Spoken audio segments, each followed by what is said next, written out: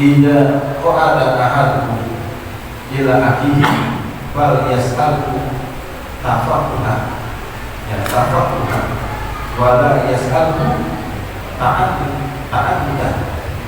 Telah bersabda Rasulullah SAW, tidak qa'ada ahadukum, apabila salah seorang dari kalian duduk ila akhihi kepada saudaranya, fal yas'alhu tafaquha, karena ingin, ya, maka ia bertanya karena ingin mengerti. Wala yas'alhu ta'addudan, dan janganlah bertanya karena ingin menjatuhkan. Nah, ini hadis yang ketiga ini, bahwa Rasulullah pesan kepada kita, kalau kita berkumpul dengan saudara kita, saudara seiman, saudara senasab misalnya, maka ya, kalau kita ingin bertanya, ini bertanya tafakuhan, agar kita mencari pemahaman, ya, di dalam ilmu. Nah, bagaimana? Seperti sekali kita berada di tempat yang ilmu sedang dibahas, kita sendiri. Maka kalau ingin bertanya tafakuhan, bagaimana pertanyaan saya itu biar bisa bertambah pemahamannya. Nah, makanya seperti itu, ya. Jangan bertanya untuk menjatuhkan orang yang tanya. Saya punya tanya ini, pengen tesnya, ini kayaknya dulu sudah deh. Sampai di mana sih ini ilmunya? Dites tuh, wah, kalau dia bisa jawab, kan dia ngaku tuh. Tuh, nggak boleh tuh, nanti larang gitu, nggak boleh. Daripada bertanya sendiri. Ada orang seperti itu, ada orang seperti itu. Dia ngantre apa? Pulang kampungnya, ilmunya apa? Karena dia setiap ada kiai datang ke kampungnya ngajar, pasti dia datang, kemudian tanya. Tujuan tanya dia apa? Ngetes kiainya, ngetes kesetiaan. Makanya, tapi dia menjadi paham tuh. Dia pintar, tapi menjadi paham. Padahal ilmunya berkah dirinya. Ilmunya dia miliki selama dia nyantren, tidak ada keberkahan buat dirinya atau orang lain. Kenapa? Karena tadi dia tujuannya apa? Untuk menjatuhkan orang lain. Wah, kalau dia sebenarnya itu diri, dengan masalah-masalah seperti ini, nggak bisa jawab, malu deh. Nggak orang ngajar sekali dan banyak. Ya, artinya, ya jangan seperti itu. Ya, kita ini semuanya adalah saudara, saudara ikat dengan keimanan kita kepada Allah Subhanahu wa Ta'ala. Maka kalau ada kesempatan bertanya, maka bertanyalah dengan tujuan untuk menambah pemahaman kita di dalam ilmu tersebut. Kalau kita tak paham, tanya, apa bertanya? Kita dijelaskan, saya mau pahami masalah ini, apa bertanya? Begini. Karena banyak memang dari itu bukan hanya di zaman sekarang, zaman dulu banyak yang ada pada ulama gimana di tes begitu ya. Berbeda kalau tesnya ini memang apa? Ujian, tidak lagi rumah. Ya, ini mah besar forum, bukan diskusi. Lagi dalam pengajian seperti ini mah pengen tes, pengen ini itu hukumnya haram, nggak boleh kalau sebelumnya ya. Ini menyebabkan begitu, ya tidak ada keberkahan di dalam diri seseorang.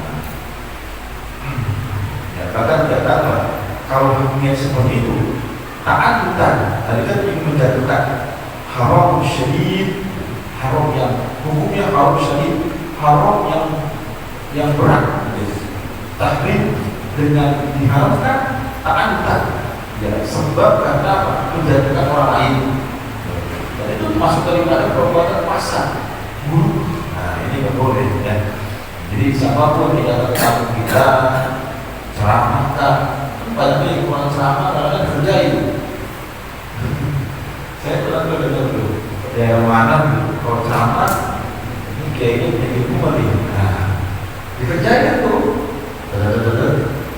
lagi ngomong, bukan, nggak bisa ngomong. Waduh, ini nggak bisa terusin. Nggak bisa ngomongnya udah mau ngomong susah, kayak diganjel. pas turun ngomong lancar. Ya ada gitu di kampung ya, yang masih belum menerima orang tua di dalam pemberian ilmu agama. Bisa-bisa seperti itu ya. Ya adanya ya orang untuk memberikan pencerahan ilmu tidak terima siapapun orang yang penting dalam tidak mengajarkan di dalam kesesatan gitu ya. Ini sambil saya kan memang gitu ya. Jadi bertanya dengan tujuan dari tafakuhan ya, cari pemahaman ya untuk bertambah ilmu. Kalau kita bertanya, kita tahu jawabannya, tahu jawabannya, tapi tujuan kita untuk yang lain ada yang belum tahu, Ya. Jadi ya kalau pertanyaan kita tahu jawabannya dengan tujuan orang lain biar tahu ya nggak masalah itu mah. Ya, atau ingin meyakinkan, Ustaz saya dengar dari kiai begini, memang benar segini, nah itu nggak masalah untuk menambah keyakinan kita. Ya. Mungkin dengar di pusat lain masih orang ditanya di sini nggak masalah. Ya, yang nggak boleh kita itu dengan tujuan pertanyaan mungkin sulit-sulit. Jadi hukum fikih, ya hukum fikih ada tuh yang dimana dia jawabannya bercabang-cabang. Kalau tidak menguasai bukan tafsir, kalau gini boleh, ini boleh, ini nggak boleh. Itu bercabang-cabang nanti jawabannya. Tergantung keadaannya begini dalam kitab begini. Ini bagi orang yang baru belajar sedikit bingung gimana jawabannya. Nah, kalau orang yang mendalami ya jangan mudah saja sejauh ini.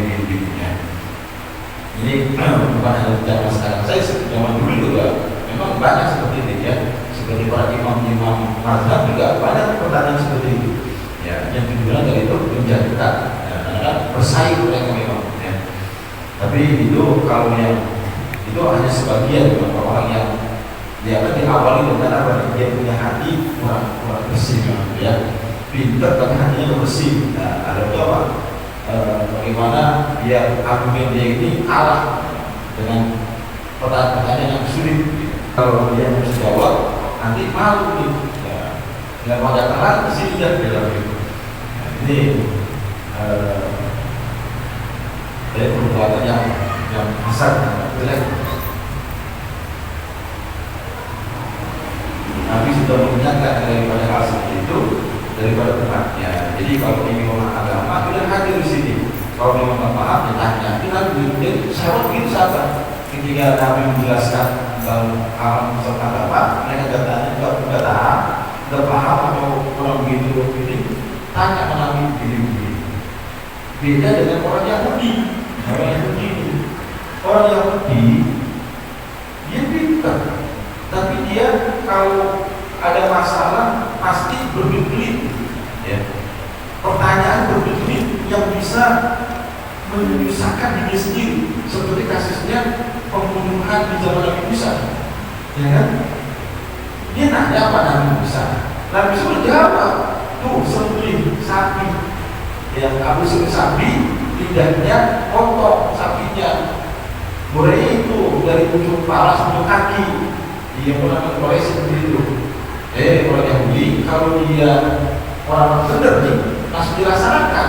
Orang Yahudi nanya lagi sapinya bagaimana, warnanya apa, ini anak tuh ayo coba. Nabi Musa dia warnanya biru-biru, tambah bingungan dia.